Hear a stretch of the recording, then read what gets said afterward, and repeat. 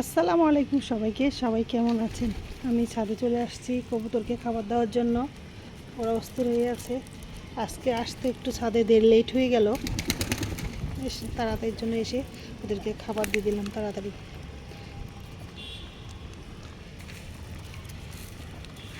আজকে ওয়েদারটা অনেক গরম, অনেক কালকে বৃষ্টি হয়েছিল, কিন্তু আজকে অনেক গরম। মনে হয় বৃষ্টি হলেই গরমের মাত্রাটা আরও বেড়ে যায়।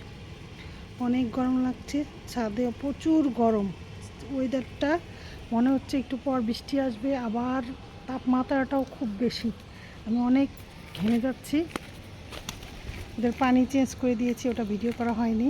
ওরা প্রচুর পানি খায়, গরম তো। আর এই দেখেন, এত খাবার দেওয়ার পরও ওদের এখানে এসেই খাবার খেতে হবে। আমাকে অবশ্য ওরা ভয় পায় না, হাতে খাবার নিলেই চলে আসে আমার হাতে খাবার খাওয়ার জন্য। আমারও ভালো লাগে ওদের এভাবে খাবার খাওয়ার জন্য। ভালো লাগে ওরা হাতে যখন এভাবে খাবার খায়। এই যে খাবার ছিটিয়ে দিয়েছি, তারপরেও যদি হাতে খাবার ধরি ওরা এসে আমার হাতেই খাবার খাবে। এই দেখে কীভাবে খাচ্ছে আমার হাতে।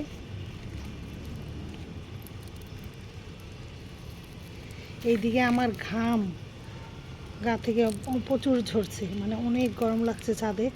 এই ঘাম ঘাম এত ঘাম পড়ছে, মানে অনেক তাপমাত্রা, মানে সহ্য করার মতো না। আমি তাড়াতাড়ি চলে যাব ছাদ থেকে ওদেরকে খাবারটা দিয়ে। এই যে আপনাদের আকাশ কী অবস্থা। এদিকে কিন্তু একটু রোদ কমে গেছে, এদিকে কিন্তু রোদ কমে গেছে, তারপরেও কিন্তু গরম তাপ কিছুই কমেনি। প্রচুর গরম। এই কয়েকদিন এত গরম পড়ছে। কালকে রাতে বৃষ্টি হয়েছে, ভালো লাগছিল, রাতে একটু ঠান্ডা ঠান্ডা ভাব, ঘুমাতে ভালোই লেগেছিল। আজকে আবার প্রচুর গরম।